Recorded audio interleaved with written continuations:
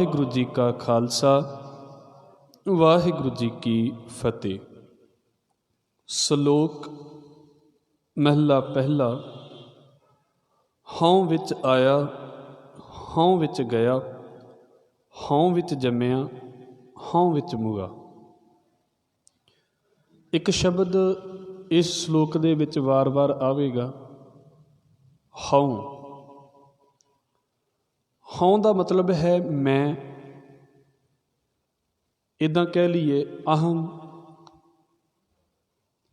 तो ये शब्द सतगुरु जी ने वार वार वरत के ते ये गल कही है कि लगभग असी जेड़े भी काम करते हैं, भावें वो साडे आम जे धार्मिक कर्म होण ते भावें बहुत वधिया ते बहुत उत्तम धार्मिक कर्म होण, भावें साडे आम जे समाजिक कर्म होण, परिवार दीयां जिम्मेवारियां होण, ते भावें बिल्कुल निखिध जियां बिल्कुल नीवियां जियां जिम्मेवारियां भी होण। एक चीज़ साडा कदी नहीं खैड़ा छड्डदी, एक चीज़ साडे तो कदी नहीं परे हुंदी, वो है साडी ईगो, वो है साडा अहम। और ये श्लोक जिहड़ा है इस पासे तो बड़े गहरे तरीके नाल समझण वाला श्लोक है। अपने अहम नूं समझण दे लई, अपनी ईगो नूं समझण दे लई ते अपनी मैं नूं समझण दे लई ये श्लोक महाराज ने साडे अगे रखिया है। असीं बड़ी बार इस गल नूं कहने भी हंकार नहीं करना चाहिए। ये लगभग सानू माँ प्यो तो लैके स्कूलों दे विच वड्डे होण तक जदों तक असी पढ़ते रहिंदे हाँ जां जिंदगी जींदे हाँ, सानू लगभग ये गल सिखाई जाती है भी हंकार नहीं करना, हंकार नहीं करना। पर यह बड़े कमाल की गल है भी एक बंदा बीमार होवे ते उहनूं असीं कह सकते हैं भी तू आ दवाई खा ते तू ठीक हो जावेगा, तो जिहड़ा बंदा मनदा ही नहीं पिया भी मैं बीमार हाँ, उहदा की इलाज किया जा सकता है। एक तो मनदा है भी मैनूं हंकार है किसी चीज़ का तो उहदा ते इलाज हो जाएगा, जिहड़ा हंकारी हो के मनदा ही नहीं पिया मैनूं किसी चीज़ का हंकार है, उहदा की इलाज किया जा सकता है। तो गुरु साहब कहते हैं जदों तक असीं अपनी हौमे नूं समझते नहीं हाँ, असीं इहनूं छड्ड भी किद्दां देवांगे। जदों तक मैनूं यही नहीं पता भी मैनूं प्रॉब्लम की है तो मैं इलाज करने के लिए किद्दां तुर पवांगा। डॉक्टर पहलां डायगनोज ही करदा भी बीमारी किहड़ी है। महाराज कहंदे जदों तक सानूं यही नहीं समझ आउंदी भी हौमे है की है, जदों तक सानूं यही नहीं पता भी मैं किहड़ियां चीज़ां दी हौमे लैके बैठा होया हाँ, मैं पार किद्दां होवांगा। तो जदों तक हौमे दे बारे कुछ पता ही नहीं मैनूं, तो मैनूं रब दे घर दी की समझ हो जावे। देखो इन्नी क गल है। एक है हौं भाव कि मैं, हौमै शब्द इन्हां दोवां लफ्ज़ां तो बनिया हुंदा है। हौं दा अर्थ हुंदा है मैं, ते मैं दा अर्थ पहलां ही मैं है। हौमै दा मतलब है मैं करनी हर चीज़ दे विच। जरूरी नहीं कि बोल बोल के करनी कि हाँ मेरी सुनो मेरी मनो, वो तो बड़ा मोटा जिहा रूप है। मोटा जिहा कहण दा मतलब कि जिद्दां किसी रस्ते दे विचों एक हाथी ने निकलना होवे तो हो सकता है उत्थों वो ना निकले। ये दरवाज़ा तुहाडे सामने आ, इहदे विचों दी हाथी नूं निकलना कितना औखा है, नहीं निकल सकता। पर जे कहिए भी इस रस्ते दे विचों किसी कीड़ी ने निकलना होवे उहदे लई की औखा है, कुछ भी औखा नहीं। और इक्को ही थां दे उत्तों जिथों एक हाथी नहीं निकल सकता लखां कीड़ियां निकल सकदियां ने उत्थे। मतलब ये नहीं है भी जरूरी, ये तो बड़ी मोटी जी हौमे हुंदी है भी हर थां दे उत्ते मैं करनी। ਉਹਦੇ ਤੋਂ भी खतरनाक हौमे है भी मैं करनी नहीं, पर अपने अंदरों इस चीज़ को छड्डना भी नहीं। इस पासे तो मैं बार बार इस गल कह रहा हाँ, महाराज कहते जदों तक सानू साडी ईगो नहीं ना समझ आउंदी असीं छड्डण नूं भी की तैयार होवांगे। और इसे करके वेख लो बंदे पहलां भी हंकारी हुंदे ने, गुरद्वारियां दे विच आ जांदे ने, गुरद्वारियां दे विच भी आके हंकारी हो जांदे। धार्मिक जिंदगी जीण तो पहलां भी हंकारी सी, धार्मिक जिंदगी जी के फिर हंकारी दे हंकारी रहे। मतलब इदां कह लो बाबा फरीद कहंदे ने, फरीदा तत्ती तोए ना पलवै जे जल टुब्बी दे, जो डुहागण रब दी झूरेंदी झूरे। ਕਿ ਉਹ ਫਸਲ ਜਿਹਨੂੰ ਸੋਕਾ ਲੱਗ ਗਿਆ ਹੈ, ਪਾਣੀ ਨਹੀਂ ਮਿਲਿਆ, ਉਹਦਾ ਇਲਾਜ ਤਾਂ ਹੈ ਵੀ ਜੇ ਕਿਤੇ ਬਾਰਿਸ਼ ਹੋ ਗਈ ਤੇ ਉਹ ਤੁਰ ਪਵੇਗੀ, ਉਹ ਬੂਟਾ ਤੁਰ ਪਵੇਗਾ, ਉਹ ਪੌਦਾ ਤੁਰ ਪਵੇਗਾ ਬਾਰਿਸ਼ ਹੋ ਗਈ ਤੇ। ਜਿਹੜਾ ਸੁੱਕਿਆ ਹੈ ਉਹਦਾ ਇਲਾਜ ਹੈ ਵੀ ਉਹਨੂੰ ਪਾਣੀ ਪਾ ਦਿਓ, ਤੁਰ ਪਵੇਗਾ। ਪਰ ਤੁਸੀਂ ਪ੍ਰੈਕਟੀਕਲ ਕੀਤਾ ਹੋਵੇਗਾ, ਜਿਹੜਾ ਪਾਣੀ ਦੇ ਵਿੱਚ ਰਹਿ ਕੇ ਗਲ ਜਾਂਦਾ ਹੈ ਉਹਦਾ ਕੋਈ ਇਲਾਜ ਨਹੀਂ ਹੁੰਦਾ, ਉਹਦਾ ਕੋਈ ਇਲਾਜ ਨਹੀਂ ਹੈ। ਬਾਬਾ ਫਰੀਦ ਇਹਨੂੰ ਇੱਦਾਂ ਕਹਿੰਦੇ ਨੇ ਕਿ ਅਸਲ ਦੇ ਵਿੱਚ ਜਿਨ੍ਹਾਂ ਨੂੰ ਬਾਹਰ ਦੀ ਦੁਨੀਆ ਦਾ ਹੰਕਾਰ ਹੁੰਦਾ ਨਾ, ਹੋ ਸਕਦਾ ਉਹਦਾ ਹੰਕਾਰ ਕਿਤੇ ਟੁੱਟ ਜਾਵੇ ਗੁਰੂ ਘਰ ਦੇ ਵਿੱਚ ਆ ਕੇ। ਰੱਬ ਨਾ ਕਰੇ ਜਿਹਨੂੰ ਗੁਰਦੁਆਰੇ ਆਉਣ ਦਾ ਹੰਕਾਰ ਹੋ ਗਿਆ ਹੈ, ਉਹ ਇਲਾਜ ਹੀ ਹੈ। ਫਿਰ ਉਹ ਬਹੁਤ ਔਖਾ ਹੈ ਕਿਤੇ ਛੁੱਟ ਜਾਵੇ ਇਸ ਚੀਜ਼ ਤੋਂ। ਇਹ ਨਹੀਂ ਕਿ ਹਟਦਾ ਨਹੀਂ ਹੈ, ਪਰ ਬਹੁਤੀ ਵਾਰ ਨਹੀਂ ਹਟਦਾ, ਬਹੁਤੀ ਵਾਰ ਇਹ ਚੱਲੀ ਜਾਂਦਾ ਹੈ। ਸ਼ਬਦ ਸਮਝ ਲਈਏ, ਇੰਨਾ ਕੁ ਸ਼ਬਦ ਹੈ, ਇੱਕ ਹੈ ਹਉ ਤੇ ਇੱਕ ਹੈ ਤੂੰ, ਇੱਕ ਹੈ ਮੈਂ ਤੇ ਇੱਕ ਹੈ ਤੂੰ। ਬਾਬਾ ਰਵਿਦਾਸ ਨੂੰ ਪੜ੍ਹ ਕੇ ਵੇਖ ਲਈਏ, ਬਾਬਾ ਕਬੀਰ ਸਾਹਿਬ ਨੂੰ ਪੜ੍ਹ ਕੇ ਵੇਖ ਲਈਏ, ਗੁਰੂ ਨਾਨਕ ਸਾਹਿਬ ਮਹਾਰਾਜ ਨੂੰ ਪੜ੍ਹ ਕੇ ਵੇਖ ਲਈਏ, ਸਾਰੇ ਇੱਕ ਗੱਲ ਕਹਿੰਦੇ ਨੇ, ਕਹਿੰਦੇ ਜਿੰਨਾ ਚਿਰ ਆ ਮੈਂ ਮੇਰੀ ਕਰਦਾ ਫਿਰਦਾ ਹਾਂ ਨਾ, ਤੇ ਮੈਨੂੰ ਇੰਝ ਲੱਗਦਾ ਵੀ ਮੈਂ ਬਹੁਤ ਕੁਝ ਹਾਂ ਇਸ ਦੁਨੀਆ ਦੇ ਵਿੱਚ, ਉਦੋਂ ਤੱਕ ਮੈਂ ਰੱਬ ਤੈਨੂੰ ਕੀ ਜਾਣਦਾ ਤੇ ਮੈਂ ਤੈਨੂੰ ਜਾਣ ਵੀ ਕੀ ਸਕਦਾ ਹਾਂ। ਉਦੋਂ ਤੱਕ ਮੇਰਾ ਜਾਣਿਆ ਵੀ ਇੱਦਾਂ ਦਾ ਹੈ ਵੀ ਮੈਂ ਜਾਣਦਾ ਹਾਂ ਰੱਬ ਨੂੰ, ਉਦੋਂ ਤੱਕ ਮੇਰਾ ਜਾਣਿਆ ਵੀ ਇੱਦਾਂ ਦਾ ਹੈ ਮੈਨੂੰ ਪਤਾ ਹੈ ਰੱਬ ਦੇ ਬਾਰੇ, ਉਹਦੇ ਵਿੱਚ ਫਿਰ ਮੈਂ ਹੀ ਤੁਰੀ ਆ ਰਹੀ ਹੈ। ਬਾਬਾ ਰਵਿਦਾਸ ਕਹਿੰਦੇ ਨੇ ਨਾ, ਜਬ ਹਮ ਹੋਤੇ ਤਬ ਤੂੰ ਨਾ ਹੀ। ਇਹ ਤਾਂ ਸੁਭਾਵਿਕ ਜੀ ਗੱਲ ਹੈ ਵੀ ਜਦੋਂ ਮੈਂ ਤੁਹਾਡੀ ਗੱਲ ਕਰਦਾ ਹਾਂ ਫਿਰ ਮੈਂ ਆਪਣੀ ਗੱਲ ਨਹੀਂ ਕਰਦਾ ਪਿਆ, ਜਦੋਂ ਮੈਂ ਮੇਰੀ ਗੱਲ ਕਰਦਾ ਪਿਆ ਹਾਂ ਫਿਰ ਤੁਹਾਡੀ ਗੱਲ ਕਿੱਦਾਂ ਆ ਜਾਵੇਗੀ ਉਹਦੇ ਵਿੱਚ। ਜਬ ਹਮ ਹੋਤੇ, ਜਦੋਂ ਤੱਕ ਅਸੀਂ ਆਪਣੇ ਆਪ ਨੂੰ ਬੜਾ ਕੁਝ ਮੰਨਦੇ ਪਏ ਹਾਂ ਵੀ ਅਸੀਂ ਬਹੁਤ ਕੁਝ ਹਾਂ, ਤਬ ਤੂੰ ਨਾ ਹੀ, ਉਹਨਾਂ ਚਿਰ ਸਤਿਗੁਰੂ ਕਹਿੰਦੇ ਤੂੰ ਜ਼ਿੰਦਗੀ ਦੇ ਵਿੱਚ ਪ੍ਰਗਟ ਨਹੀਂ ਹੁੰਦਾ, ਉਦੋਂ ਤੱਕ ਤੂੰ ਨਹੀਂ ਜ਼ਿੰਦਗੀ ਦੇ ਵਿੱਚ ਆਉਂਦਾ। ਔਰ ਲੋਕੀ ਮਾਫ਼ ਕਰਨਾ ਧਾਰਮਿਕ ਕਰਮ ਇਸ ਕਰਕੇ ਕਰਦੇ ਨੇ ਵੀ ਕਿਤੇ ਉਹ ਤੂੰ ਜ਼ਿੰਦਗੀ ਦੇ ਵਿੱਚ ਆ ਜਾਵੇ, ਉਹ ਤੂੰ ਵੀ ਉਹਨਾਂ ਦੀ ਮੈਂ ਹੀ ਬਣ ਜਾਂਦੀ ਹੈ ਵੀ ਮੇਰੀ ਸੁਣੋ ਤੇ ਮੇਰੀ ਮੰਨੋ।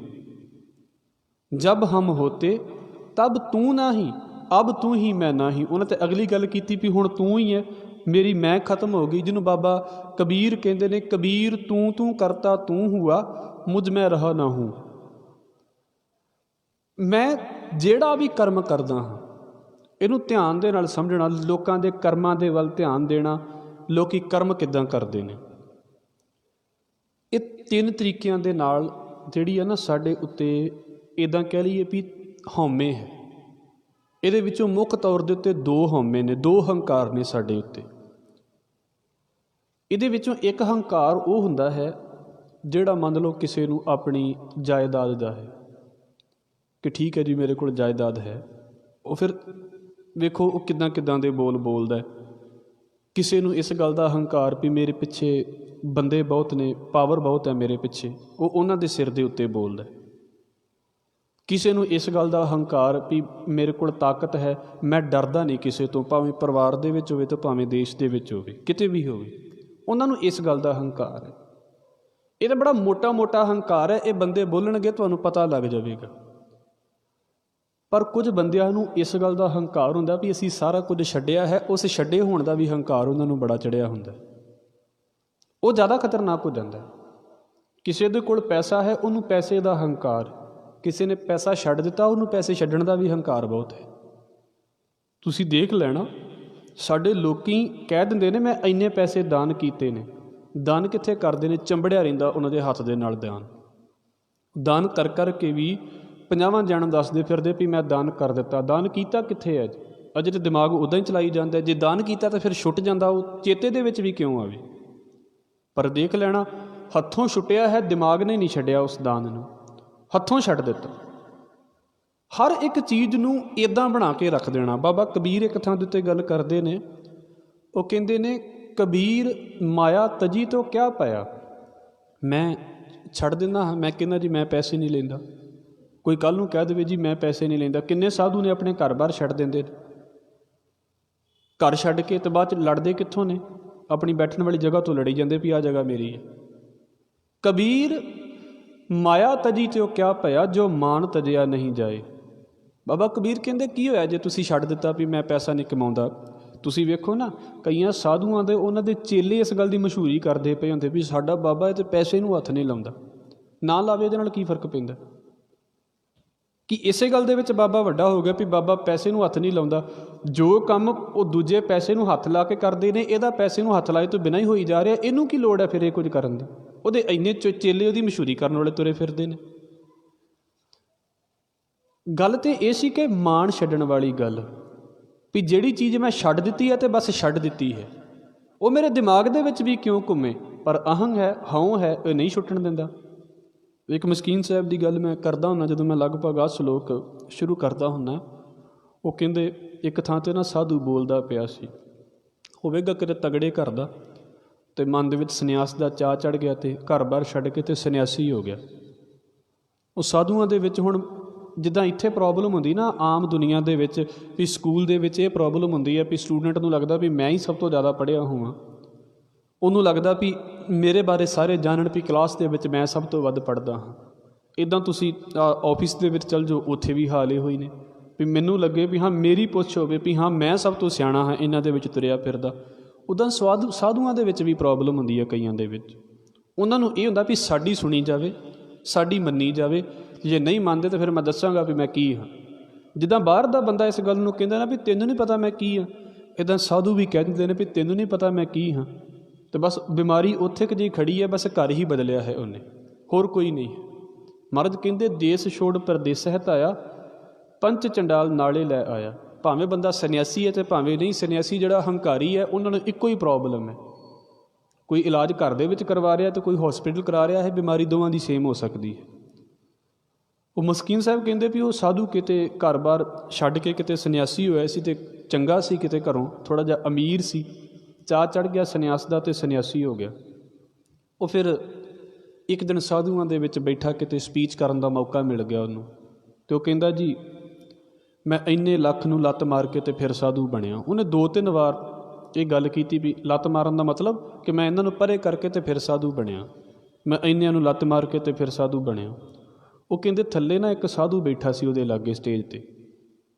ਉਹਨੇ ਹੌਲੀ ਜਿਹੀ ਉਹਨੂੰ ਕਹਿ ਦਿੱਤਾ ਵੀ ਲੱਤ ਚੰਗੀ ਤਰ੍ਹਾਂ ਵੱਜੀ ਨਹੀਂ ਤੇਰੇ ਕੋਲੋਂ, ਜੇ ਚੰਗੀ ਤਰ੍ਹਾਂ ਵੱਜੀ ਹੁੰਦੀ ਤਾਂ ਤੇਰੇ ਲਾਗੇ ਨਹੀਂ ਸੀ ਰਹਿਣੀ। ਅਜੇ ਵੀ ਜਿਹੜੇ ਕਰੋੜ ਨੇ ਨਾ ਤੇਰੀ ਲੱਤ ਨੂੰ ਚੰਬੜੇ ਪਏ ਨੇ। ਸਾਡੀ ਪ੍ਰੋਬਲਮ ਧਾਰਮਿਕ ਦੁਨੀਆ ਦੀ ਆਹ ਹੋ ਜਾਂਦੀ ਹੈ, ਧਾਰਮਿਕ ਕੀ ਬਾਕੀ ਦੁਨੀਆ ਦੀ ਵੀ ਇਹੋ ਹੀ ਹੋ ਜਾਂਦੀ ਹੈ। ਜੋ ਕਰਮ ਅਸੀਂ ਛੱਡ ਦਿੰਦੇ ਹਾਂ, ਉਹ ਕਰਮ ਸਾਡੇ ਹੱਥਾਂ ਤੋਂ ਪੈਰਾਂ ਤੋਂ ਤੇ ਪਰੇ ਹੋ ਜਾਂਦਾ ਹੈ, ਸਾਡੇ ਦਿਮਾਗ ਤੋਂ ਪਰੇ ਨਹੀਂ ਹੁੰਦਾ, ਕਿਉਂਕਿ ਅਹੰਗ ਦੇ ਵਿੱਚ ਜੀ ਰਹੇ ਹਾਂ ਸਾਰੇ। ਔਰ ਏਡੀ ਸੂਖਮ ਹੈ। ਗੁਰੂ ਸਾਹਿਬ ਪਤਾ ਇਹਨੂੰ ਕੀ ਕਹਿੰਦੇ ਨੇ? ਮਹਾਰਾਜ ਕਹਿੰਦੇ ਨੇ ਕਿ ਵੇਖੋ, ਮੁਕਤ ਦੁਆਰਾ ਸ਼ੰਕੁਰਾ ਰਾਈ ਦਸਾਂ ਪਾਏ, ਮਨ ਤੋਂ ਮੈਗਲ ਹੋਏ ਰਹਾ ਨਿਕਸਿਆ ਕਿਉਂ ਕਹਿ ਜਾਏ। ਕਹਿੰਦੇ ਸਮਝ ਲਓ ਵੀ ਇਹ ਰਸਤਾ ਏਡਾ ਛੋਟਾ ਹੈ, ਜਿੰਨੇ ਆਪਣੇ ਆਪ ਨੂੰ ਬਰੀਕ ਕਰ ਲਵੋਗੇ, ਜਿੰਨਾ ਆਪਣੇ ਆਪ ਨੂੰ ਨੀਵਾਂ ਕਰ ਲਵੋਗੇ, ਛੋਟਾ ਕਰ ਲਵੋਗੇ, ਓਨਾ ਹੀ ਸੌਖਾ ਨਿਕਲ ਜਾਓਗੇ। ਪਰ ਨਾਲ ਸਤਿਗੁਰੂ ਕੀ ਕਹਿੰਦੇ ਨੇ? ਮਨ ਤੋਂ ਮੈਗਲ ਹੋਏ ਰਹੇ ਹੋ। ਮਨ ਤੇ ਹਾਥੀ ਵਰਗਾ ਹੋਇਆ ਪਿਆ ਹੈ, ਮਨ ਤੇ ਏਡਾ ਮੋਟਾ ਹੋਇਆ ਹੈ ਕਿ ਉਹ ਜੋ ਧਾਰਮਿਕ ਕਰਮ ਕਰਦਾ ਹੈ, ਉਹ ਮਨ ਨੂੰ ਛੋਟਾ ਹੋਣ ਦੀ ਬਜਾਏ ਹੋਰ ਮੋਟਾ ਕਰੀ ਜਾ ਰਹੇ ਨੇ। ਉਹ ਜਿੱਦਾਂ ਕਿਸੇ ਬੰਦੇ ਨੇ ਫਰਸ਼ ਗੰਦਾ ਹੋਇਆ ਸੀ, ਉਹਨੂੰ ਸਾਫ਼ ਕਰਨਾ ਸੀ, ਅਤੇ ਉਹਨੇ ਕੀ ਕੀਤਾ? ਪਾਣੀ ਦੀ ਬਜਾਏ ਤੇਲ ਡੋਲ ਦਿੱਤਾ ਉੱਤੇ। ਹੁਣ ਕੀ ਹੁੰਦਾ? ਹੁਣ ਜਿੰਨੀ ਹੋਰ ਮੈਲ ਲੱਗਦੀ ਹੈ ਤੇਲ ਦੇ ਉੱਤੇ ਚਿਪਕ ਜਾਂਦੀ ਹੈ। ਉਹ ਸਾਫ਼ ਹੋਣ ਦੀ ਬਜਾਏ ਉਹਨੂੰ ਹੋਰ ਗੰਦਾ ਕਰਨ ਦੇ ਵਿੱਚ ਮਦਦ ਕਰਦੀ ਪਈ ਹੈ। ਔਰ ਸਾਡੀ ਧਾਰਮਿਕ ਜ਼ਿੰਦਗੀ ਇੱਦਾਂ ਹੈ। ਹੰਕਾਰੀ ਅਸੀਂ ਪਹਿਲਾਂ ਹੀ ਬਹੁਤ ਹੁੰਦੇ ਹਾਂ, ਫਿਰ ਪਾਠ ਹੋਰ ਹੰਕਾਰ ਦਾ ਕੰਮ ਕਰਨ ਲੱਗ ਪੈਂਦੇ ਨੇ। ਆ ਤੁਹਾਡੇ ਸਾਹਮਣੇ ਸੀ ਅੱਜ ਹੁਕਮ ਆਇਆ ਸੀ ਇਸ ਪਾਸੇ ਦਾ। ਅਸੀਂ ਕਹਿੰਦੇ ਹਾਂ ਨਾ ਵੀ ਪਾਠ ਕਰੋ ਹੰਕਾਰ ਛੁੱਟ ਜਾਵੇਗਾ, ਅਸੀਂ ਕਹਿੰਦੇ ਹਾਂ ਨਾ ਵੀ ਵਿਚਾਰ ਸੁਣੋ ਜਾਂ ਵਿਚਾਰ ਕਰੋ ਹੰਕਾਰ ਮੁੱਕ ਜਾਵੇਗਾ, ਕਈ ਤਰੀਕੇ ਦੇ ਆਸਣ ਕਰੋ ਮੁੱਕ ਜਾਵੇਗਾ। ਗੁਰੂ ਅਰਜਨ ਸਾਹਿਬ ਮਹਾਰਾਜ ਕਹਿੰਦੇ ਨਹੀਂ ਮੁੱਕਦਾ, ਜਿੱਥੇ ਮਰਜ਼ੀ ਕਰ ਲਓ, ਜ਼ੋਰ ਲਾ ਲਓ। ਤੁਸੀਂ ਪੜ੍ਹ ਕੇ ਆਏ ਹੋਵੋਗੇ, ਪਾਠ ਪੜ੍ਹਿਓ ਅਰ ਵੇਦ ਵਿਚਾਰਿਓ, ਨਿਵਲ ਭਵੰਗਮ ਸਾਧੇ, ਪੰਚ ਜਨਾ ਸਿਓ ਸੰਗ ਨਾ ਛੁਟਕਿਓ, ਅਧਿਕ ਅਹਮ ਬੁੱਧ ਬਾਧੇ। ਮਹਾਰਾਜ ਕਹਿੰਦੇ ਪਾਠ ਵੀ ਕੀਤੇ, ਵਿਚਾਰਾਂ ਵੀ ਕੀਤੀਆਂ ਨੇ, ਔਰ ਜੋਗੀਆਂ ਵਾਲੇ ਆਸਣ ਵੀ ਕਰ ਲਏ। ਉੱਥੇ ਸਾਰੀ ਲਿਸਟ ਮਹਾਰਾਜ ਨੇ ਗਿਣਾਈ ਹੋਈ ਹੈ। ਔਰ ਕਈਆਂ ਦਾ ਤਾਂ ਟਰੈਂਡ ਇੱਦਾਂ ਦਾ ਹੁੰਦਾ ਹੈ, ਤੁਸੀਂ ਵੇਖੋਗੇ ਕਿ ਉਹਨਾਂ ਨੂੰ ਜਿਹੜਾ ਬੰਦਾ ਮਿਲ ਜਾਵੇ ਨਾ, ਉਹੀ ਕਰਨ ਲੱਗ ਪੈਣਾ। ਉਹਨਾਂ ਨੂੰ 10 ਦਿਨ ਇੱਕ ਜਣੇ ਨੇ ਕਹਿ ਦਿੱਤਾ ਨਾ ਵੀ ਇਸ ਤਰੀਕੇ ਨਾਲ ਕਰਿਓ, ਤੁਹਾਡਾ ਹੰਕਾਰ ਛੁੱਟ ਜਾਵੇਗਾ। ਉਹਨੇ 10 ਕੁ ਦਿਨ ਉਹਦੇ ਉੱਤੇ ਲਾ ਲੈਣੇ। ਉਹਨੂੰ 10ਵੇਂ ਅਗਲੇ ਦਿਨ ਕੋਈ ਨਵਾਂ ਬੰਦਾ ਮਿਲ ਗਿਆ, ਉਹਨੇ ਉਹਦੇ ਨਾਲ ਜਾ ਕੇ ਗੱਲ ਕਰਨ ਲੱਗ ਪੈਣੀ। ਉਹ ਕੀ ਹੁੰਦਾ? ਜਿਹੋ ਜੀ ਸਿੱਖਿਆ ਮਿਲਦੀ ਗਈ ਉਹਨਾਂ ਨੇ ਉਹੀ ਪ੍ਰੈਕਟੀਕਲ ਕਰੀ ਜਾਣਾ। ਪਰ ਗੁਰੂ ਸਾਹਿਬ ਕਹਿੰਦੇ ਹੁੰਦਾ ਕੀ ਹੈ, ਪੰਚ ਜਨਾ ਸਿਓ ਸੰਗ ਨਾ ਛੁਟਕਿਓ।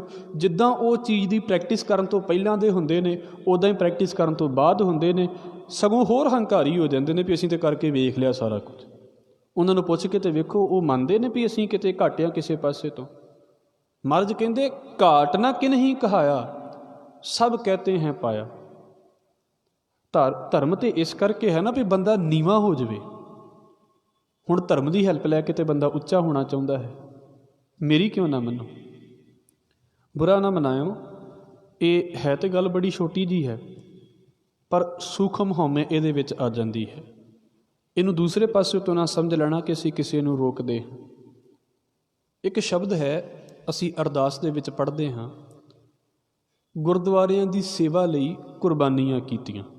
ਉਹਦਾ ਪਹਿਲਾ ਅਰਥ ਕੁਝ ਹੋਰ ਸੀ ਵੀ ਗੁਰਦੁਆਰੇ ਆਜ਼ਾਦ ਕਰਾਉਣ ਦੇ ਲਈ ਜਿਨ੍ਹਾਂ ਨੇ ਆਪਣੇ ਸਰੀਰ ਵੀ ਦੇ ਦਿੱਤੇ, ਆਪਣੇ ਨਾਮ ਵੀ ਨਹੀਂ ਬੋਲੇ। ਆਪਾਂ ਥੋੜ੍ਹੇ ਦਿਨ ਪਹਿਲਾਂ ਵੀ ਇਸ ਪਾਸੇ ਦੀ ਗੱਲ ਕੀਤੀ ਸੀ। ਵੇਖੋ, ਨਨਕਾਣਾ ਸਾਹਿਬ ਆਜ਼ਾਦ ਕਰਵਾਉਣ ਵਾਲੇ ਭਾਈ ਲਛਮਣ ਸਿੰਘ ਧਾਰੋਵਾਲੀ, ਤੁਸੀਂ ਅਰਦਾਸ 'ਚ ਪੜ੍ਹਦੇ ਜੇ, ਜਿਨ੍ਹਾਂ ਸਿੰਘਾਂ ਸਿੰਘਣੀਆਂ ਨੇ ਧਰਮ ਹੇਤ ਸੀਸ ਦਿੱਤੇ, ਬੰਦ ਕਟਾਏ, ਖੋਪਰੀਆਂ ਲੋਹਾਈਆਂ, ਉਹ ਸਾਰਾ ਪਹਿਰਾ ਜਿਹੜਾ ਨਾ ਇਸ ਪਾਸੇ ਦਾ ਹੈ।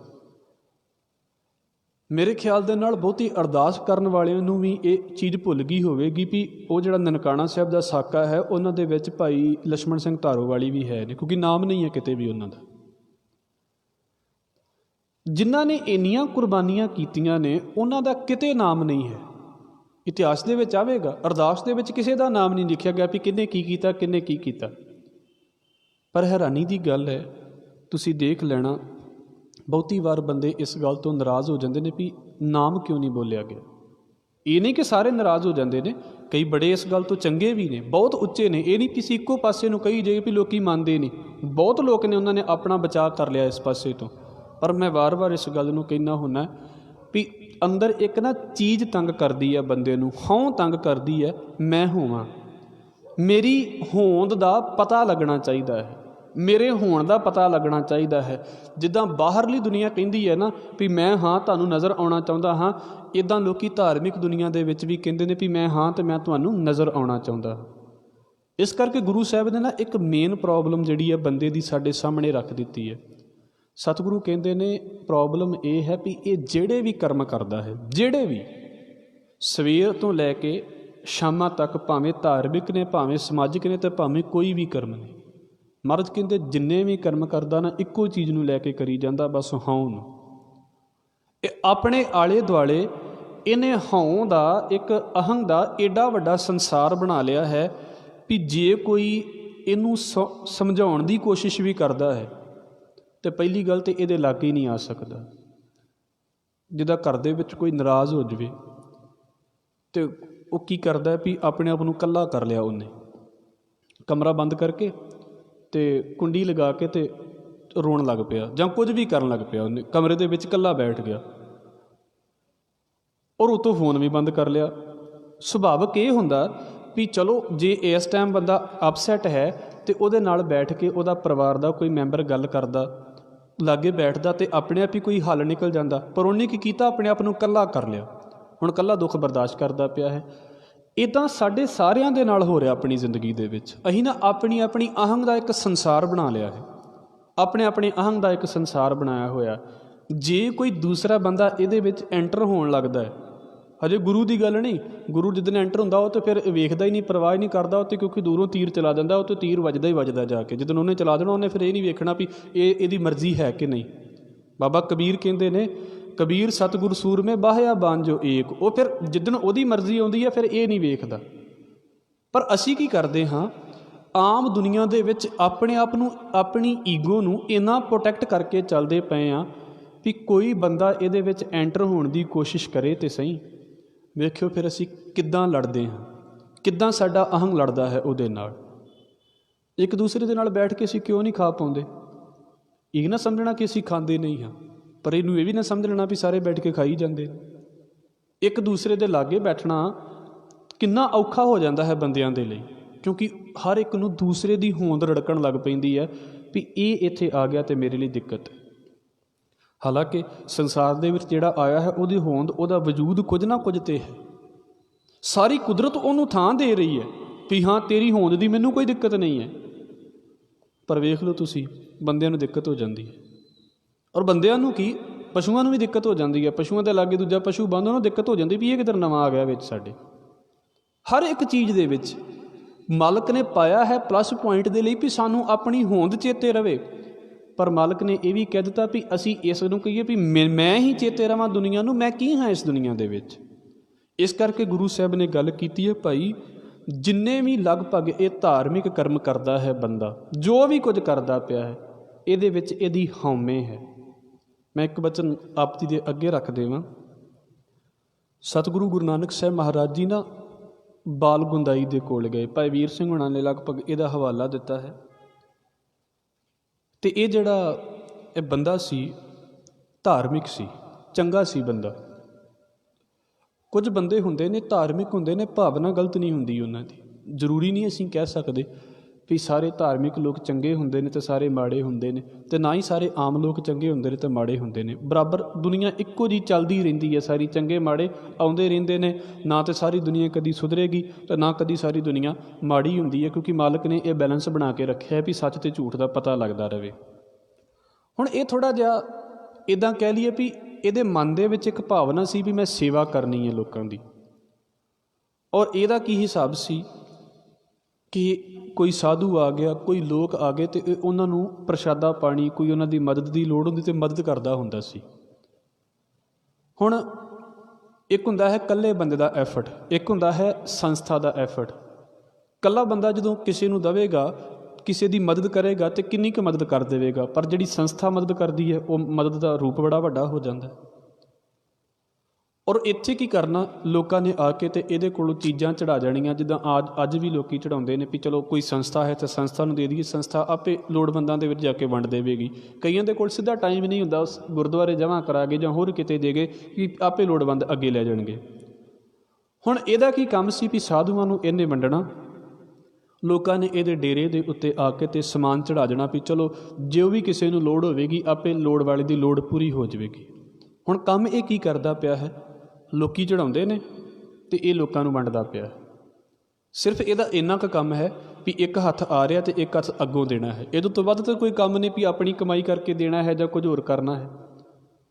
ਗੁਰੂ ਨਾਨਕ ਸਾਹਿਬ ਮਹਾਰਾਜ ਜੀ ਦੇ ਨਾਲ ਇਹਦੀ ਗੱਲਬਾਤ ਹੋਈ ਅਤੇ ਮਹਾਰਾਜ ਨੂੰ ਕਹਿੰਦਾ ਵੀ ਸੱਚੇ ਪਾਤਸ਼ਾਹ, ਮੇਰੇ ਭਾਗ ਨੇ ਵੀ ਤੁਸੀਂ ਇਸ ਇਲਾਕੇ ਦੇ ਵਿੱਚ ਆਏ ਜੇ, ਅਤੇ ਮੈਂ ਚਾਹੁੰਦਾ ਵੀ ਤੁਸੀਂ ਜਿੱਥੇ ਬਾਕੀਆਂ ਦੇ ਰਹਿਣ ਲਈ ਥਾਂ ਹੈ ਤੁਸੀਂ ਉੱਥੇ ਆਓ। ਇਹਨੂੰ ਕਈਆਂ ਨੇ ਹੋਰ ਤਰੀਕੇ ਨਾਲ ਵੀ ਬੋਲਿਆ ਹੈ। ਕਹਿੰਦੇ ਵੀ ਤੁਸੀਂ ਉੱਥੇ ਆਓ, ਅਤੇ ਮਹਾਰਾਜ ਕਹਿੰਦੇ ਕੋਈ ਜ਼ਰੂਰਤ ਨਹੀਂ, ਜਿੱਦਾਂ ਬਾਕੀ ਰਾਤਾਂ ਬਾਹਰ ਨਿਕਲ ਜਾਂਦੀਆਂ ਨੇ ਇਹ ਵੀ ਨਿਕਲ ਜਾਣਗੀਆਂ। ਉਹ ਗੱਲਾਂ ਬਾਤਾਂ ਕਰਦਿਆਂ ਮਹਾਰਾਜ ਜੀ ਜਦੋਂ ਕਿਤੇ ਗਏ ਨਾ ਇਹਦੇ ਕੋਲ, ਅਤੇ ਸਤਿਗੁਰੂ ਨੇ ਵੇਖਿਆ ਵੀ ਬੰਦਾ ਤਾਂ ਠੀਕ ਹੈ ਪਰ ਇੱਕ ਸੂਖਮ ਹਉ ਨਾਲ ਤੁਰੀ ਫਿਰਦੀ ਹੈ। ਇਹਦੇ ਦਾਨੀ ਤਾਂ ਹੈ, ਪੁੰਨ ਵਾਲਾ ਵੀ ਹੈ, ਚੰਗੇ ਕੰਮ ਵੀ ਕਰਦਾ ਹੈ, ਪਰ ਇੱਕ ਚੀਜ਼ ਨਾਲ ਤੁਰੀ ਫਿਰਦੀ ਹੈ, ਉਹ ਜਿਹੜਾ ਨਾ ਖਹਿੜਾ ਨਹੀਂ ਛੱਡਦੀ, ਜਿਹਨੂੰ ਸੂਖਮ ਹਉ ਕਹਿ ਸਕਦੇ ਹਾਂ, ਜਿਹਦੀ ਇੱਥੇ ਗੱਲ ਕੀਤੀ ਜਾ ਰਹੀ ਹੈ। ਅਤੇ ਗੁਰੂ ਨਾਨਕ ਸਾਹਿਬ ਮਹਾਰਾਜ ਜੀ ਨੇ ਕਹਿ ਦਿੱਤਾ ਵੀ ਭਾਈ ਬੜੀ ਵਧੀਆ ਗੱਲ ਹੈ, ਤੁਸੀਂ ਸੇਵਾ ਬੜੀ ਕਰਦੇ ਜੇ। ਅਤੇ ਉਹ ਸੁਭਾਵਿਕ ਜਿਹੀ ਗੱਲ ਹੈ ਵੀ ਕਹਿੰਦਾ ਵੀ ਮਹਾਰਾਜ ਲੋਕੀ ਦੇ ਦਿੰਦੇ ਨੇ, ਅਸੀਂ ਅੱਗੇ ਚੜ੍ਹਾ ਦਿੱਤਾ ਹੈ। ਮਹਾਰਾਜ ਕਹਿੰਦੇ ਵੀ ਇੱਦਾਂ ਕਰਦਿਆਂ ਵੀ ਨਾ ਇੱਕ ਦਿੱਕਤ ਆਉਣੀ ਸ਼ੁਰੂ ਹੋ ਜਾਂਦੀ ਹੈ। ਕਹਿੰਦੇ ਇਹਨੂੰ ਸਮਝ, ਅੱਜ ਤੂੰ ਵੰਡਦਾ ਪਿਆ ਹੈ, ਇਹਨੂੰ ਧਿਆਨ ਦੇ ਨਾਲ ਵੇਖਿਓ। ਜਦੋਂ ਅਸੀਂ ਆਪਣੇ ਆਪ ਨੂੰ ਕੁਝ ਮੰਨ ਲੈਂਦੇ ਹਾਂ ਨਾ, ਦਿੱਕਤ ਸਾਡੇ ਉਦਣ ਸ਼ੁਰੂ ਹੁੰਦੀ ਹੈ। ਜਿੱਦਣ ਅਸੀਂ ਕੁਝ ਮੰਨਦੇ ਹੀ ਨਹੀਂ ਉਦਣ ਬਹੁਤ ਸੌਖੇ ਰਹਿੰਦੇ ਹਾਂ। ਉਹ ਕਹਿੰਦੇ ਦੇਖ, ਲੋਕ ਤੇਰੇ ਕੋਲੋਂ ਸਮਾਨ ਲੈ ਕੇ ਆਉਂਦੇ ਨੇ, ਤੂੰ ਅੱਗੇ ਸਮਾਨ ਦੇ ਦਿੰਦਾ, ਕਿੰਨੀਆਂ ਲਹਿਰਾਂ ਲੱਗੀਆਂ ਪਈਆਂ ਨੇ ਤੇਰੇ ਕੋਲ, ਕਿੰਨੇ ਲੋਕ ਰੋਜ਼ ਆ ਰਹੇ ਨੇ, ਕਿੱਡਾ ਵਧੀਆ ਹੈ। ਇੱਕ ਆਈ ਚਲਾਈ ਚੱਲੀ ਜਾ ਰਹੀ ਹੈ, ਅਤੇ ਉਸ ਆਈ ਚਲਾਈ ਦੇ ਵਿੱਚ ਨਾ ਤੈਨੂੰ ਇੱਕ ਰਸ ਮਿਲਦਾ ਪਿਆ ਹੈ, ਇੱਕ ਸਕੂਨ ਮਿਲਦਾ ਪਿਆ ਹੈ, ਸੁੱਖ ਮਿਲਦਾ ਪਿਆ ਵੀ ਹਾਂ ਮੈਂ ਵੰਡਦਾ ਪਿਆ ਹਾਂ, ਮੈਂ ਵੰਡਦਾ ਪਿਆ ਹਾਂ। ਕਹਿੰਦੇ ਸੋਚ ਭਲਾ, ਜੇਕਰ ਕੱਲ੍ਹ ਨੂੰ ਇਹਨਾਂ ਲੋਕਾਂ ਨੇ ਤੈਨੂੰ ਦਾਨ ਦੇਣਾ ਬੰਦ ਕਰ ਦਿੱਤਾ, ਜੋ ਤੂੰ ਅੱਗੇ ਵੰਡਦਾ ਹੈ, ਜੇ ਇਹ ਲੋਕਾਂ ਨੇ ਤੈਨੂੰ ਦੇਣਾ ਬੰਦ ਕਰ ਦਿੱਤਾ, ਫਿਰ ਤੇਰੇ ਕੋਲ ਤਾਂ ਇੰਨਾ ਕੁਝ ਹੈ ਨਹੀਂ ਵੀ ਸਾਰੀ ਜ਼ਿੰਦਗੀ ਚਲਾ ਲਵੇਂਗਾ, ਤੇਰੇ ਕੋਲ ਵੀ ਖਤਮ ਹੋ ਜਾਵੇਗਾ, ਅਤੇ ਜਿਹੜੇ ਲੋੜਵੰਦ ਆਉਣਗੇ ਉਹ ਖਾਲੀ ਹੱਥ ਜਾਣਗੇ। ਜੋ ਹੁਣ ਰੌਣਕ ਲੱਗੀ ਹੋਈ ਹੈ, ਜਿੱਦਣ ਇਹ ਰੌਣਕ ਖਤਮ ਹੋ ਗਈ ਨਾ, ਤੈਨੂੰ ਗੁੱਸਾ ਆਉਣਾ ਸ਼ੁਰੂ ਹੋ ਜਾਵੇਗਾ ਵੀ ਐਡੀ ਵਧੀਆ ਲਹਿਰ ਚੱਲਦੀ ਪਈ ਸੀ, ਐਡਾ ਵਧੀਆ ਸਮਾਨ ਚੱਲਦਾ ਪਿਆ ਸੀ, ਇੱਧਰੋਂ ਆਉਂਦਾ ਸੀ, ਇੱਧਰ ਆਪਾਂ ਵੰਡੀ ਜਾਂਦੇ ਸੀ। ਇੱਕ ਨਾ ਰਸ ਬਣਿਆ ਹੋਇਆ ਸੀ ਜ਼ਿੰਦਗੀ ਦੇ ਵਿੱਚ, ਉਹ ਸਾਰਾ ਵੰਡ ਵੰਡਾਉਣ ਵਾਲਾ ਸਿਸਟਮ ਖਤਮ ਹੋ ਗਿਆ, ਤੈਨੂੰ ਆਪਣੇ ਆਪ 'ਤੇ ਗੁੱਸਾ ਆਉਣਾ ਸ਼ੁਰੂ ਹੋ ਜਾਵੇਗਾ। ਅਤੇ ਮਹਾਰਾਜ ਕਹਿੰਦੇ ਉਦੋਂ ਫਿਰ ਕੀ ਕਰੇਗਾ? ਉਹਨੂੰ ਪਤਾ ਲੱਗ ਗਿਆ ਵੀ ਸਤਿਗੁਰੂ ਨੇ ਵਾਕਿਆ ਜਿਹੜੀ ਗੱਲ ਕੀਤੀ ਹੈ ਨਾ, ਵੀ ਇੱਦਾਂ ਹੈ, ਤੁਸੀਂ ਬੜੇ ਦਾਨੀ ਲੋਕ ਨੇ, ਬੜੇ ਦਾਨੀ ਲੋਕ ਨੇ, ਪਰ ਉਹ ਦਾਨ ਦੇ ਵਿੱਚ ਵੀ ਨਾ ਇੱਕ ਰਸ ਆ ਰਿਹਾ ਹੈ ਉਹਨਾਂ ਨੂੰ। ਜਿੱਦਣ ਉਹ ਦਾਨ ਦੇਣਾ ਬੰਦ ਕਰ ਦੇਣਗੇ, ਉਹਨਾਂ ਨੂੰ ਇੰਝ ਲੱਗੇਗਾ ਵੀ ਅਸੀਂ ਖਤਮ ਹੋ ਗਏ। ਜਾਂ ਇੱਦਾਂ ਕਹਿ ਲਈਏ ਵੀ ਜਿਹੜੇ ਬੰਦੇ ਐਕਟਿਵ ਨੇ, ਉਹਨਾਂ ਨੂੰ ਐਕਟਿਵ ਰਹਿਣਾ ਉਹਨਾਂ ਦੀ ਮਜਬੂਰੀ ਹੋ ਜਾਂਦਾ ਹੈ। ਜਾਂ ਇੱਦਾਂ ਕਹਿ ਲਈਏ ਵੀ ਐਕਟਿਵ ਨਹੀਂ ਰਹਿੰਦੇ ਤਾਂ ਰਸ ਨਹੀਂ ਆਉਂਦਾ। ਮੈਂ ਨਹੀਂ ਕਹਿੰਦਾ ਵੀ ਸਾਰੇ ਇਸੇ ਚੀਜ਼ ਦੇ ਵਿੱਚ ਜੀਂਦੇ ਨੇ, ਕਈ ਚੰਗੇ ਵੀ ਨੇ, ਪਰ ਸਤੋ ਗੁਣ ਇਹਦੇ ਵਿੱਚ ਹੀ ਹੁੰਦਾ ਵੀ ਮੈਂ ਧਾਰਮਿਕ ਵੀ ਹੋਵਾਂ, ਚੰਗਾ ਵੀ ਹੋਵਾਂ, ਪਰ ਲੋਕਾਂ ਦੇ ਵਿੱਚ ਤਾਰੀਫ ਵੀ ਹੋਵੇ। ਜੇ ਮੈਂ ਖਤਮ ਹੋ ਗਿਆ ਤਾਂ ਲੋਕੀ ਮੇਰੇ ਬਾਰੇ ਕੀ ਕਹਿਣਗੇ ਵੀ ਇਹ ਪਹਿਲਾਂ ਤਾਂ ਇੰਨਾ ਕੁਝ ਕਰਦਾ ਸੀ, ਹੁਣ ਕਿਉਂ ਹਟ ਗਿਆ? ਹਟ ਗਿਆ ਜਿੰਨਾ ਚਿਰ ਹਟ ਗਿਆ। ਮਹਾਰਾਜ ਨੇ ਜਿੰਨਾ ਚਿਰ ਮੋਦੀ ਖਾਨੇ ਦੀ ਕਿਰਤ ਕੀਤੀ ਹੈ, ਤੁਹਾਡੇ ਸਾਹਮਣੇ ਹੀ ਹੈ, ਜਿੰਨਾ ਚਿਰ ਕਿਰਤ ਕੀਤੀ ਬੜੀ ਇਮਾਨਦਾਰੀ ਦੇ ਨਾਲ ਕੀਤੀ, ਜਿੱਦਣ ਛੱਡਤੀ ਫਿਰ ਛੱਡ ਦਿੱਤੀ। ਜਿੰਨਾ ਚਿਰ ਵੰਡਿਆ ਲੋਕਾਂ ਨੂੰ ਵੰਡਿਆ, ਜਿੱਦਣ ਨਹੀਂ ਵੰਡਿਆ ਨਹੀਂ ਵੰਡਿਆ, ਗੱਲ ਖਤਮ ਹੋ ਗਈ। ਇੱਕ ਚੀਜ਼ ਨਹੀਂ ਮਨ ਦੇ ਵਿੱਚ ਰੱਖੀ ਵੀ ਮੈਂ ਇੰਨਾ ਵੰਡਦਾ ਪਿਆ ਸੀ, ਜੇ ਹੁਣ ਛੱਡ ਦਿੱਤਾ ਤਾਂ ਲੋਕ ਮੇਰੇ ਬਾਰੇ ਕੀ ਕਹਿਣਗੇ। ਜਦੋਂ ਛੱਡਣਾ ਹੈ ਤਾਂ ਫਿਰ ਇੱਦਾਂ ਛੱਡਣਾ ਹੈ ਵੀ ਛੁੱਟੀ ਹੋਈ ਚੀਜ਼ ਦਾ ਮਨ ਦੇ ਵਿੱਚ ਦੁਬਾਰਾ ਖਿਆਲ ਵੀ ਕਿੱਦਾਂ ਪੈਦਾ ਹੋ ਜਾਵੇ। ਅਤੇ ਗੁਰੂ ਨਾਨਕ ਸਾਹਿਬ ਮਹਾਰਾਜ ਕਹਿੰਦੇ ਵੀ ਭਾਈ ਆ ਇੰਨਾ ਸਾਜੋ ਸਮਾਨ ਤੇਰੇ ਕੋਲ ਹੈ, ਜੇ ਲੋਕਾਂ ਨੇ ਇਹਨੂੰ ਹੁਣ ਦੇਣਾ ਬੰਦ ਕਰ ਦਿੱਤਾ ਤਾਂ ਕੀ ਬਣੇਗਾ ਤੇਰੇ ਨਾਲ? ਫਿਰ ਤਾਂ ਤੈਨੂੰ ਗੁੱਸਾ ਆਵੇਗਾ ਵੀ ਇੰਨੇ ਲੋਕ ਆਉਂਦੇ ਸੀ, ਹੁਣ ਸਾਰੇ ਹੀ ਆਉਣੋਂ ਹਟ ਗਏ। ਗੁਰੂ ਸਾਹਿਬ ਨੇ ਇੱਕ ਗੱਲ ਕਹੀ, ਕਹਿੰਦੇ ਇਹਨੂੰ ਸਮਝ। ਤੁਸੀਂ ਵੀ ਸਾਰੇ ਘਰਾਂ ਦੇ ਵਿੱਚ ਉਦਾਹਰਣ ਹੈ। ਮਹਾਰਾਜ ਨੇ ਤਾਂ ਖੂਹ ਦੀ ਉਦਾਹਰਨ ਦਿੱਤੀ ਸੀ, ਕਿਉਂਕਿ ਉਦੋਂ ਤਾਂ ਚੱਲਦੇ ਖੂਹ ਸੀ, ਹੁਣ ਸਾਨੂੰ ਸਮਝ ਨਹੀਂ ਆਵੇਗੀ। ਅਸੀਂ ਕੀ ਕਰਦੇ ਹਾਂ ਵੀ ਆਪਣੇ ਘਰ ਦੇ ਵਿੱਚ ਬੋਤਲ ਦੇ ਵਿੱਚ ਪਾਣੀ ਭਰਿਆ, ਕਾਹਦੇ ਲਈ ਭਰਿਆ? ਕਿ ਪੀਣ ਦੇ ਲਈ। ਹੁਣ ਬੋਤਲ ਦੇ ਵਿੱਚੋਂ ਅਸੀਂ ਪਾਣੀ ਪਾ ਕੇ ਅਤੇ ਗਲਾਸ ਦੇ ਵਿੱਚ ਪਾ ਲਿਆ, ਦੂਸਰੇ ਗਲਾਸ 'ਚ ਪਾਇਆ, ਬੋਤਲ ਖਾਲੀ ਹੋ ਗਈ। ਬੋਤਲ ਦਾ ਕੰਮ ਸਿਰਫ ਕਿੰਨਾ ਕੁ ਸੀ ਵੀ ਇੱਕ ਪਾਸੇ ਉਹ ਪਾਣੀ ਲੈ ਕੇ ਅਤੇ ਉਹਨੇ ਗਲਾਸਾਂ ਦੇ ਵਿੱਚ ਪਾ ਦਿੱਤਾ, ਪਰ ਨਾਲ ਕੀ ਹੋਇਆ? ਕੁਝ ਨਾ ਕੁਝ ਪਾਣੀ ਦਾ ਹਿੱਸਾ ਜਿਹੜਾ ਨਾ ਉਹ ਬੋਤਲ ਦੇ ਵਿੱਚ ਵੀ ਰਹਿ ਗਿਆ। ਬੋਤਲ ਗਿੱਲੀ ਹੋਈ ਹੈ ਨਾ। ਦੁੱਧ ਦਾ ਕੰਮ ਵੇਖ ਲਓ, ਜਿਹੜੀ ਮਰਜ਼ੀ ਚੀਜ਼ ਦੀ ਉਦਾਹਰਣ ਲੈ ਲਓ ਘਰ ਦੇ ਵਿੱਚ। ਉਹ ਕੀ ਹੋਇਆ?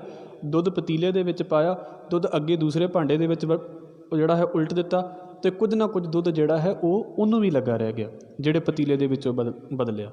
ਮਹਾਰਾਜ ਜੀ ਕਹਿੰਦੇ ਕਰਦੇ ਬਸ ਅਸੀਂ ਇੰਨਾ ਕੀ ਹਾਂ, ਚੀਜ਼ ਕਿਤਿਓਂ ਆਉਂਦੀ ਹੈ, ਅੱਗੇ ਚਲੀ ਜਾਂਦੀ ਹੈ, ਅਸੀਂ ਬਸ ਨਾ ਆਪਣੇ ਆਪ ਨੂੰ ਲਬੇੜਦੇ ਹੀ ਹਾਂ ਉਹਨਾਂ ਚੀਜ਼ਾਂ ਦੇ ਨਾਲ, ਹੋਰ ਕੁਝ ਨਹੀਂ ਹੁੰਦਾ।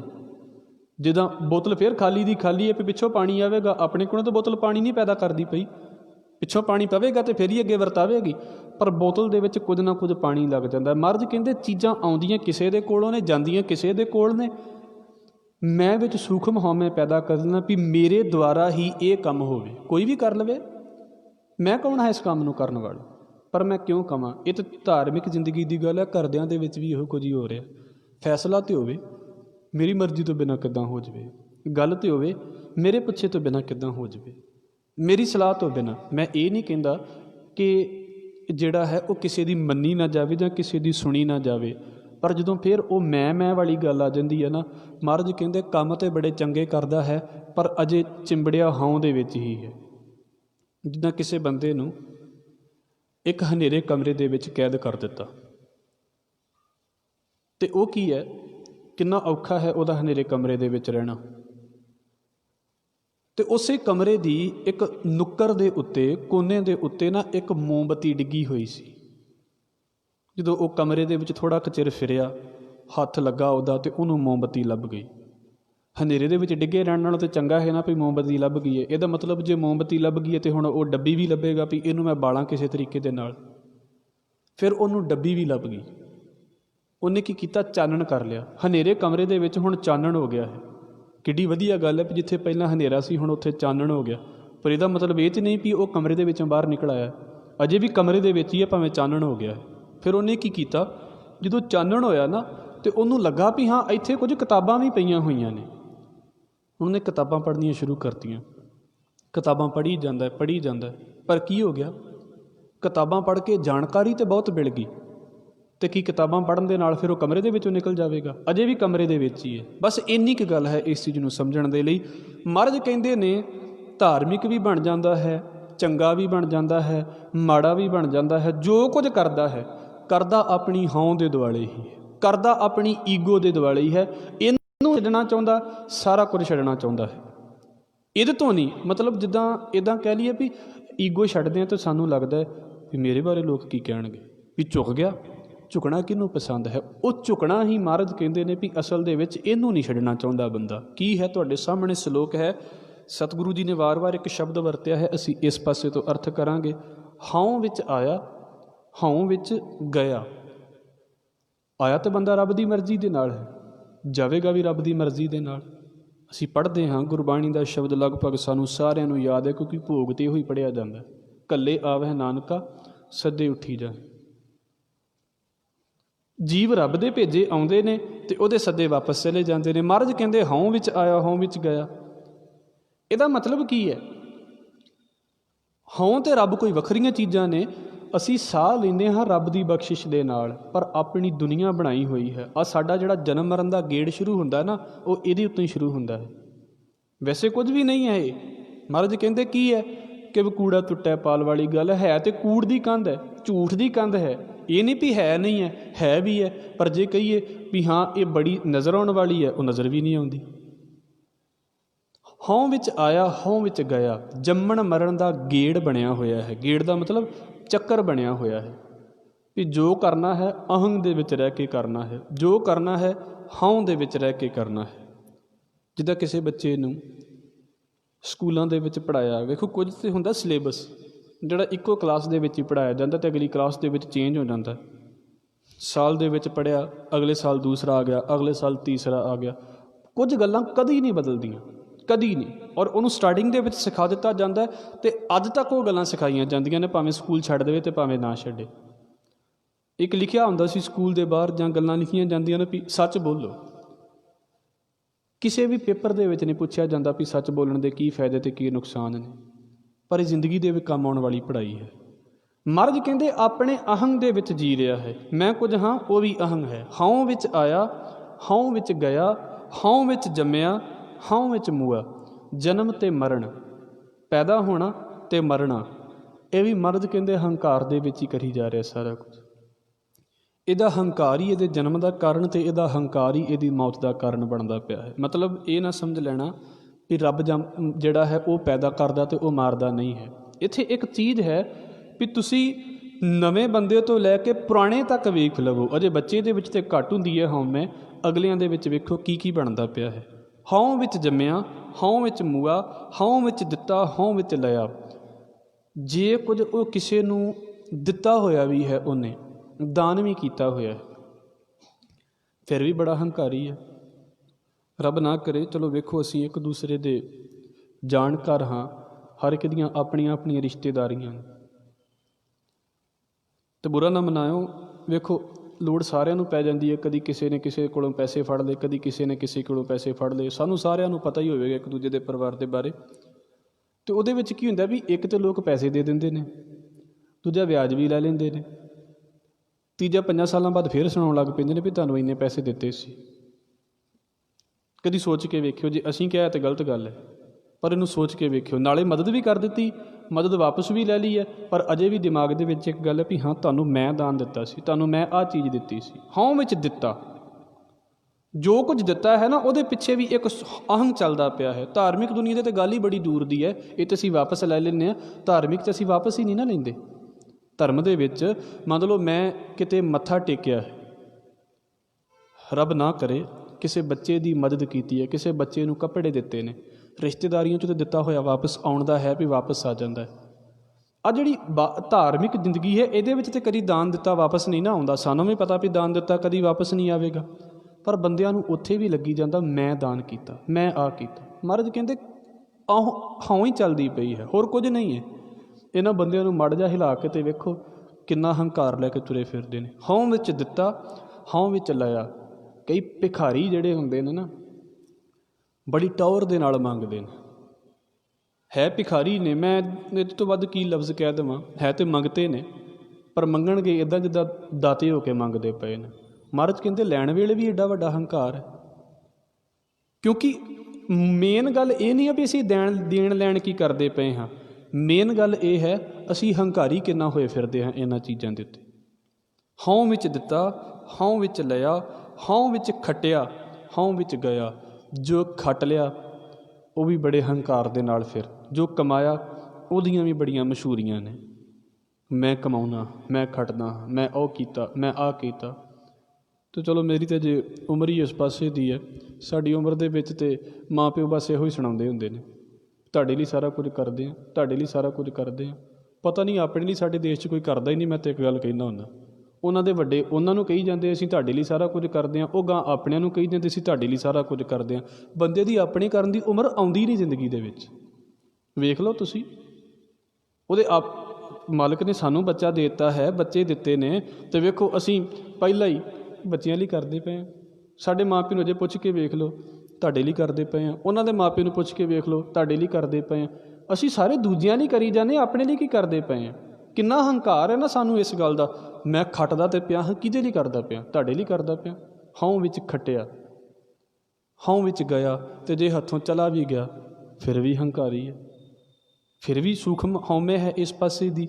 ਸਤਿਗੁਰੂ ਕਹਿ ਰਹੇ ਨੇ, ਹਉ ਵਿੱਚ ਸਚਿਆਰ ਕੂੜਿਆਰ। ਜੇ ਧਾਰਮਿਕ ਹੋ ਗਿਆ, ਜੇ ਚੰਗਾ ਥੋੜ੍ਹਾ ਜਿਹਾ ਹੋ ਗਿਆ, ਸਚਿਆਰ ਹੋ ਗਿਆ। ਗੁਰੂ ਨਾਨਕ ਸਾਹਿਬ ਦੇ ਲੈਵਲ ਦਾ ਸਚਿਆਰ ਕੁਝ ਹੋਰ ਹੈ। ਇੱਥੇ ਮਤਲਬ ਥੋੜ੍ਹਾ ਜਿਹਾ ਵੀ ਜੇ ਥੋੜ੍ਹਾ ਜਿਹਾ ਸੱਚਾ ਹੋ ਗਿਆ ਜ਼ਿੰਦਗੀ ਦੇ ਵਿੱਚ, ਉਹਨੂੰ ਸੱਚੇ ਹੋਣ ਦਾ ਹੀ ਬੜਾ ਮਾਣ ਹੈ। ਸਾਡੀਆਂ ਸਾਰੀਆਂ ਰਿਸ਼ਤੇਦਾਰੀਆਂ ਦੇ ਵਿੱਚ ਨਾ ਇੱਕ ਦੋ ਰਿਸ਼ਤੇਦਾਰ ਇੱਦਾਂ ਦੇ ਹੁੰਦੇ ਨੇ ਜਿਨ੍ਹਾਂ ਦਾ ਸਾਰਿਆਂ ਨੂੰ ਮਾਣ ਹੁੰਦਾ ਵੀ ਇਹਦੀ ਗੱਲ ਸੁਣੋ, ਇਹ ਬੰਦਾ ਸਿਆਣੀ ਗੱਲ ਕਰਦਾ। ਸਾਰੇ ਨਹੀਂ ਹੁੰਦੇ, ਤੁਹਾਨੂੰ ਵੀ ਪਤਾ ਹੀ ਹੈ, ਅਸੀਂ ਸਾਰੇ ਰਿਸ਼ਤੇਦਾਰੀਆਂ ਵਾਲੀ ਹਾਂ। ਕਿੰਨੇ ਸਿਰਫ ਇੱਕ ਜਾਂ ਦੋ ਬੰਦੇ ਹੋਣਗੇ ਜਿਹਦਾ ਸਾਰੇ ਹੀ ਰਿਸ਼ਤੇਦਾਰ ਮਾਣ ਕਰਦੇ ਹੋਣਗੇ ਵੀ ਹਾਂ ਇਸ ਬੰਦੇ ਦੀ ਬਹਿ ਕੇ ਗੱਲ ਸੁਣ ਲਓ, ਅਤੇ ਉਸ ਬੰਦੇ ਦੇ ਲਾਗੇ ਕਿਤੇ ਬਹਿ ਕੇ ਵੇਖ ਲਓ, ਉਹ ਪਤਾ ਨਹੀਂ ਵਿਰਲਾ ਹੀ ਹੋਵੇਗਾ ਕੋਈ ਜਿਹੜਾ ਹੋਵੇਗਾ ਚੰਗਾ, ਨਹੀਂ ਤਾਂ ਉਹਨੂੰ ਉਹੀ ਹੋਣ ਦਾ ਹੋ ਜਾਂਦਾ ਵੀ ਮੈਂ ਤਾਂ ਉਹ ਹਾਂ। ਉਹਦੇ ਆਪਣੇ ਘਰ ਫਸਾਦ ਹੁੰਦਾ, ਬਾਕੀ ਸਾਰੇ ਰਿਸ਼ਤੇਦਾਰ ਉਹਦੇ ਕੋਲ ਸਲਾਹ ਲੈ ਰਹੇ ਹੁੰਦੇ, ਉਹਦੇ ਆਪਣੇ ਘਰ ਉਹ ਹਾਲ ਹੋਏ ਪੈਂਦੇ। ਸਚਿਆਰ ਵੀ ਬਣ ਗਿਆ ਅਤੇ ਫਿਰ ਕੂੜਿਆਰ ਬਣ ਜਾਣਾ, ਮਤਲਬ ਉਹਦੇ ਤੋਂ ਬਿਲਕੁਲ ਉਲਟ ਬਣ ਜਾਣਾ। ਉਹ ਵੀ ਕਿਸੇ ਹਉਮੈ ਦੇ ਵਿੱਚ। ਮੈਂ ਚੰਗਾ ਹਾਂ, ਮਾੜਾ ਹਾਂ, ਮੈਨੂੰ ਰਹਿਣ ਦਿਓ। ਤੁਸੀਂ ਵੇਖ ਲਓ, ਆਪਣੇ ਬੱਚਿਆਂ ਨੂੰ ਕਹਿ ਕੇ ਵੇਖਿਓ ਵੀ ਆਹ ਗੱਲ ਨਾ ਕਰ, ਮੇਰੀ ਜ਼ਿੰਦਗੀ ਹੈ, ਮੈਂ ਜੋ ਮਰਜ਼ੀ ਕਰਾਂ।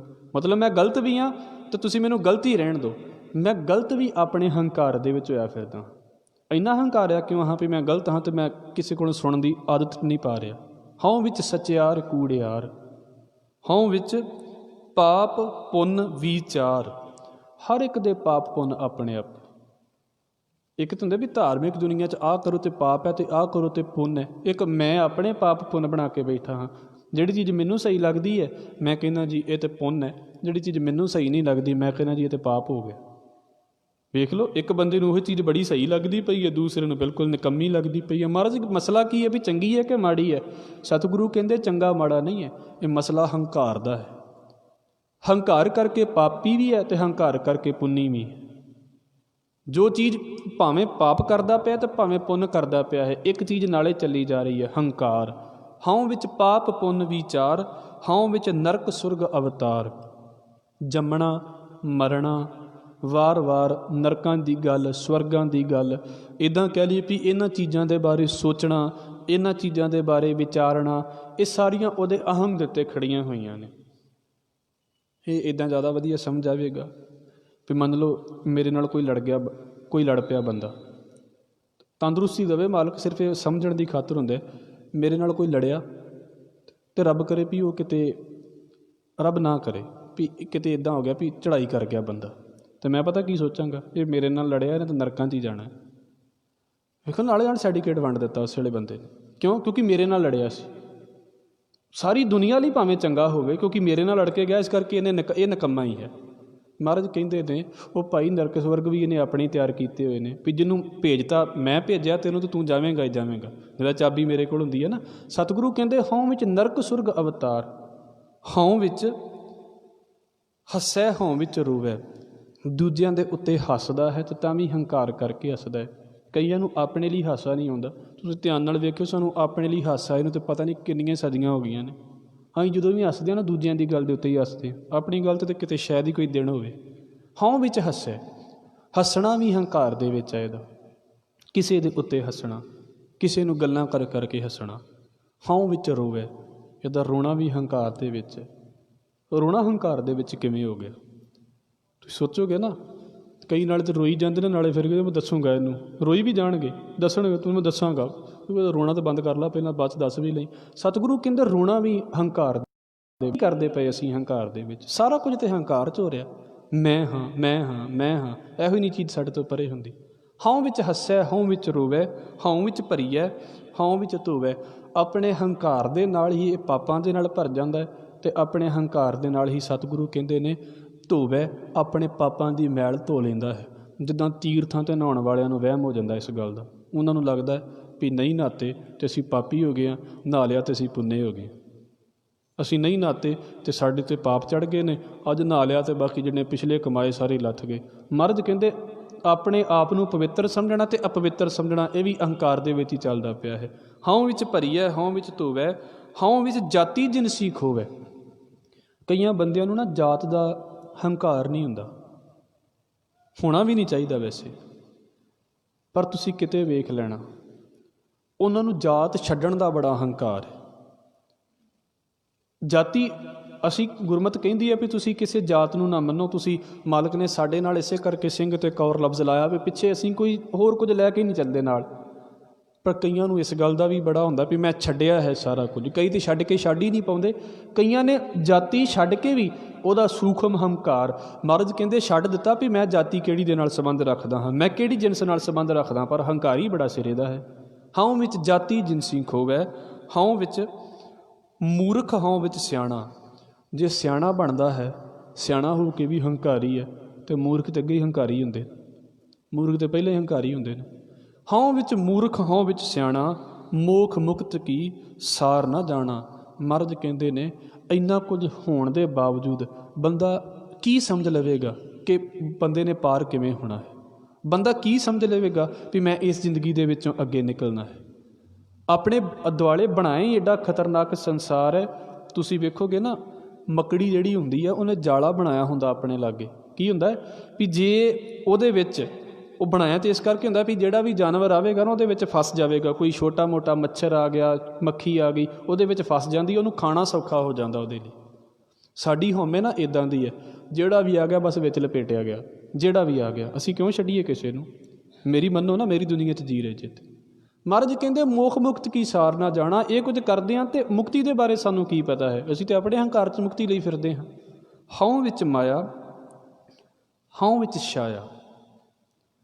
ਮਾਇਆ ਅਤੇ ਛਾਇਆ ਇੱਦਾਂ ਕਹਿ ਲਈਏ ਵੀ ਮਾਇਆ ਧਾਰੀ ਹੋ ਜਾਣਾ ਅਤੇ ਮਾਇਆ ਦਾ ਪ੍ਰਭਾਵ ਉੱਤੇ ਪੈ ਜਾਣਾ। ਇਹ ਸਾਰਾ ਕੁਝ ਇਹਦੀ ਹਉਮੈ ਦੇ ਕਰਕੇ ਹੈ ਅਤੇ ਹਉਮੈ ਦੇ ਵਿੱਚ ਹੈ। ਹਉ ਵਿੱਚ ਮਾਇਆ ਹਉ ਵਿੱਚ ਛਾਇਆ, ਹਉ ਮੈਂ ਕਰ ਕਰ ਜੰਤ ਉਪਾਇਆ।